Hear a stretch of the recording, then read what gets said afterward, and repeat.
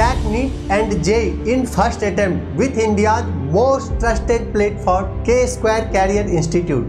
Download our app now. Hello everyone, let's read the question. The following data is given for the reaction between A and B.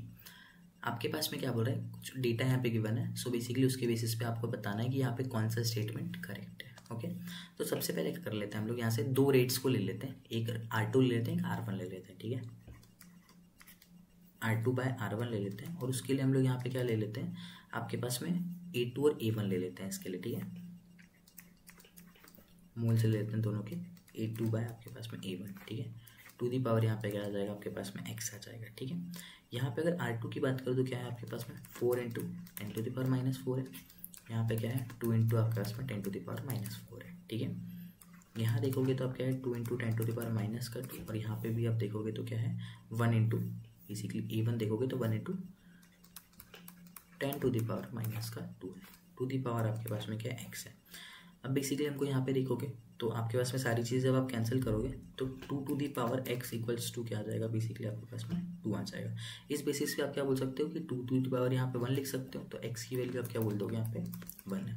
सो आपको यहाँ पे क्या हो गया कि x की वैल्यू पता चल गई जो कि 1 है. ठीक है, देन वैसे ही हम लोग क्या कर लेते हैं, क्योंकि हमको ऑर्डर निकालना है बेसिकली. ठीक है, कितने टाइम्स होगा, तो x की वैल्यू हमको पता चल गई. अब y निकाल लेते हैं जो कि किससे R3 और R2 के बीच में निकाल लेते हैं. ठीक है,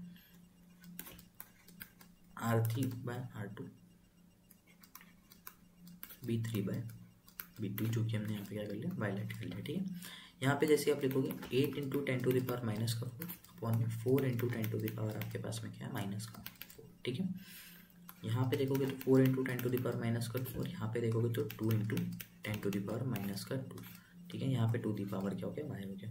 सारी चीज़ ऐसी कैंसिल करोगे 2 टू दी पावर यहाँ पे आपके पास क्या बच गया y. और यहाँ पे आपके पास 2 टू दी पावर बेसिकली यहाँ पे 1 लेट कर लो. तो इस बेसिस पे आपके पास y की वैल्यू भी क्या आ गई, 1 आ गई. ठीक है, तो रेट आपके पास क्या हो गया, r इक्वल्स टू क्या हो गया k इंटू ए और यहाँ पे b इंटू बी 1. ठीक है, 1 इसलिए जरूरत हमें नहीं है.